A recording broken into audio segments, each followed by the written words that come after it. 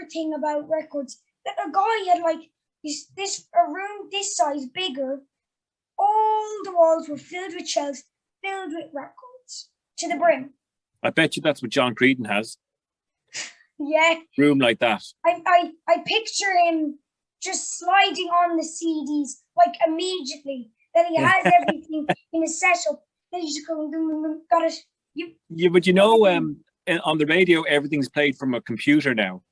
Yeah, MP3 is taken over. It's not no, no. It's not so much MP3s. You see, on what radio stations use, it's the same quality as vinyl or CDs, but it's much higher than MP3. We don't use MP3s because they don't sound well on the radio. They don't sound well broadcast. So there's not, like, John doesn't have to go and physically get CDs. I'm sure he does play a few CDs, but all of the radio stations now use these really fancy computer systems.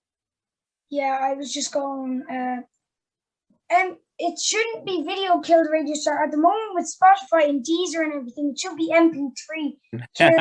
Vinyl maybe just streaming killed the Radio Star. Yeah, streaming. All that now. Yeah. That YouTube now has crashed. Here's a funny thing, though. Here's a funny one. You know, officially, streaming in Ireland is 8% of listenership. 8, right? No. And radio listenership is 83. You're kidding. Yeah, radio is still. I bet you 50% of that radio listening is Radio Nova. I wish it was, but it's not. Fine, it's 51% then. Yeah. So come on, give me some questions. What do you want to know?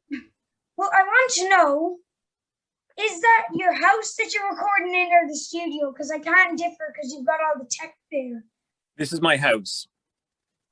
I just noticed there in the background with all your technology that you've got the thing with the light up buttons where you're turning up all the different knobs. Yeah, that's mixer, yeah. You can imagine with my music taste, I asked for something for Christmas and it turned out to be this. Oh, wow. So what are you playing on that?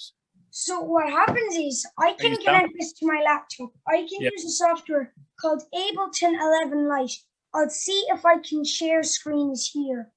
And it's a really good app, that allows me to be able to connect up the MIDI lab and able to use the MIDI lab on the laptop. Yeah. Play music through it. Yeah. Like synth or piano or electric piano or whatever. And then I can export it. And then I can export it again as an MP3. I can push it on a USB that I have there. And if I want to, I can put it on a social media site called BandLab. And I can publish it to the public. I can also put it up on, let's say, Twitter or something, because I can put it as an MP3. So, and when you do your radio station, your online radio station, how do you do that? Audacity all the way. Like, I'll show you here. This is what Ableton looks like here. But Audacity is kind of a simpler version of this. Mm-hmm. So really, Audacity is kind of like this style, where it has more that you have more of that you have the recording of the track. That's what I use for usually making my LKR radio sessions. But the annoying thing is that I found out pretty quickly is setting up this microphone. I think it taken me around half a year to get this properly set up. Because there's a power bank there and there's proper plugs here that when I got the official setup, it didn't come with a lot of these things. So we had to get a lot of these things and attach it up. And so far, because of all these different things, we've only gotten 3 episodes of LKR sessions, unfortunately. And everybody in my class is asking me, when's the next one out? When's the next one out? When I've got 19 subscribers, 5 of them is one person. So I don't know why they're asking. And the rest of them is, Yeah, my sister. I'm joking. I'm joking. But it's kind of weird Audacity in the sense that each version is very different. It's starting to stabilize now, the versions. But when I had this old Windows 7 laptop that would fault to open up, the Audacity on that was better than the one I have now. Yeah. Simply Yeah. because if I had Audacity on this, the Windows 7 version, and I was recording, I could record this. But let's say there's like there's something outside that's happening. That wouldn't record it. It would record the stereo on my laptop instead of Yes, that's right. Yeah. now. Yeah. And I used to record songs on that, and I'd mash them up and make something utterly stupid out of them. But now I can't do that simply because of it. So yeah, they've changed some stuff in Audacity. All right, they definitely did. Actually, what do you guys use in the studio? Well, we use a thing called Adobe Audition. You use Adobe? Yeah, yeah. Well, I do, but a lot of people use Pro Tools. Have you heard of Pro Tools? Yeah, because one time I went to Windmill Lane.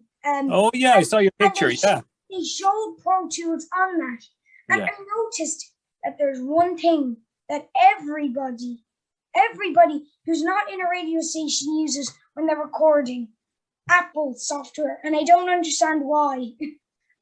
Well, because it's really, really solid. It doesn't fall over like Windows does. That's a fair point, because also you can't give Apple stuff viruses. You know the way Windows can get you can get viruses and things like that. Yeah. So Apple doesn't get viruses.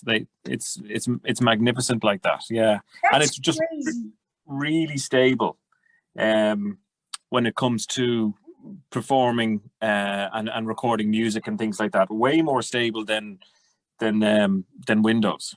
That explains a lot, because everywhere I've gone now with studios, all it is Apple. Yeah. And I think we're gonna maybe go away from that, and I want to ask you, what was it like when you first started interviewing people and being on the radio? I know you were 16 when you were in a hospital and you started, and you were saying that you froze when you saw the Mike Live sign. Yeah. Something that I was reading. With that, before that, were you on anything? Did you were you ever talking to people like I am now? Well, I tell you, we didn't have, when I was your age, I wanted to be on the radio just like you do, and there was no internet. There was no internet, so we couldn't talk to people on the net, and we couldn't make little podcasts. We couldn't do anything like that. So the only thing I had was a little mixer and 2 turntables on my desk in my bedroom at home, and I had a microphone, and I had a little red light just like that one there. I've got one back there, but it's too bright to come in from Zoom. Oh yeah. So, and what I would do radio shows in my bedroom. That was it, and nobody heard them, and that's probably a good thing. But the fact that you're able to do your stuff online and you can get out there and people can subscribe, it's amazing. 19 of them. Yeah, it's amazing. It's amazing. It's and the fact that your classmates are asking you for more and things like that. So yeah, I used to be terrified of that red light when it would go on, because I knew other people could hear me, and now it doesn't bother me at all. Now I love the red light being on. I love it. I've got red cheeks here talking to you that I'm jealous of. I'm sorry, not jealous. I know I messed up, and I just did. You didn't. Yeah, you haven't messed up at all. Actually, just saying, with your little your recorder and your turntables, I have a little thing in there, and they're rare, but it's so cute. It's this little thing, a dictaphone, but you don't put cassettes in it. You put mini cassettes in it. Oh yeah, that's right. Yeah. Tiny little things. Yeah. And I'm really annoyed because I wrote the title on it, and now whenever I go to take off the sticker to put a new one on, I can't, because it'll damage the tape because it's so. Oh. That's brilliant, though. Maybe it's a little Olympus machine, is it?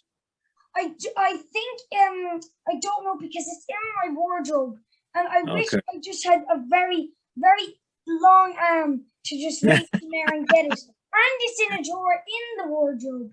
So That's it's all right. annoying. But So what microphone have you got there? What's your microphone?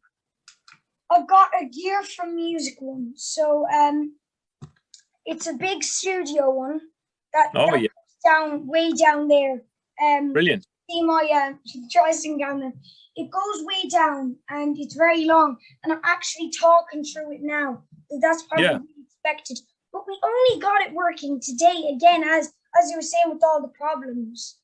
So, yeah, your mum was saying that she was having some problems getting your mic set up, but you're all done now. Yeah, and now I can use Audacity with it. Brilliant. And that's really brilliant for me, because I've been meaning to fix it for forever. All done now. Yeah, it really is all done now. So there's no excuses. What you need to be doing now is getting back on the internet and doing your radio show on your radio station and putting out your podcasts. All right? Yeah, and I was thinking of going on Spotify with podcasts, but I could get way more views on YouTube than Spotify. More people use YouTube than Spotify. So I may as well stick with what I've got for the moment. And if it might be helpful on Spotify, I might think about it. Good boy. Very good. Have you any other questions for me? Because I'm going to have to go now and get my dinner. Get your dinner. What was your favorite moment ever recording? And probably what was also the funniest thing that ever happened to you on the breakfast show that you used to work on? Oh my goodness. Probably there was a lot of funny moments there. So funny moments. There was one moment where the guy who was presenting the show with me fell asleep because he'd been out very, very late, and he fell asleep on the floor underneath the studio desk. That was very funny. Oh my God, no, why would you do that? There was another time my wife was doing the radio show with me, but when she stopped doing the radio show because she was going to have a baby, our daughter, I decided to see what it would be like to have the pains of having a baby. And I got a machine into the studio, and they strapped me up with this machine to make me have all these pains that a woman would have. And it was crazy sore, and it was very, very funny. And then there was one time I was working in a radio station called Q102. Do you know that one? Oh yeah, I've heard of it. That once. Yeah. And there's another station. He was working on that yet. Tell me more about Q102. Well, no, I was just going to tell you though that there's one called 98 FM. Do you know that one? Yes, I remember, because I was reading about you and you mentioned the 98 FM. Yeah. But when I went to 98 FM, I called it Q102, and I got into so much trouble. Can you imagine? That's like, oh my God, you went on to 98 FM and called it Q102. Yeah. You basically literally nearly got fired from your job there. I did nearly get fired. Yes. That must have been mortifying. Mortifying. You're absolutely right. I was scarlet. Yeah, I got into a lot of trouble for that. I can only imagine that somebody's in the car park of 98 FM, nearly called it their Q102 there. Yeah. And they're in their car and they're listening to the radio and they hear you and you're saying here guys, welcome to Q102, and then immediately the person who's in the car looks out the window and sees you being thrown out the window. You can only imagine though. Yeah. The producer's been showing you the dirty finger looking at you. So do you want to talk on the radio or do you want to play music? I think I want to do both, really. I really like blabbing on. You do. You do. Like playing music as well. Yeah, I think you can do it all. Really? Because I think you're great. Listen, fair play to you. And if you have any more questions along the line, you can drop me a line. You can get your mum to send me a message on Twitter or whatever, yeah? Thank you so much, Marty, actually. Okay. Bye, Marty. Listen, take care of yourself. and we'll see you on the radio. Bye. See you, Logan. Bye. See ya.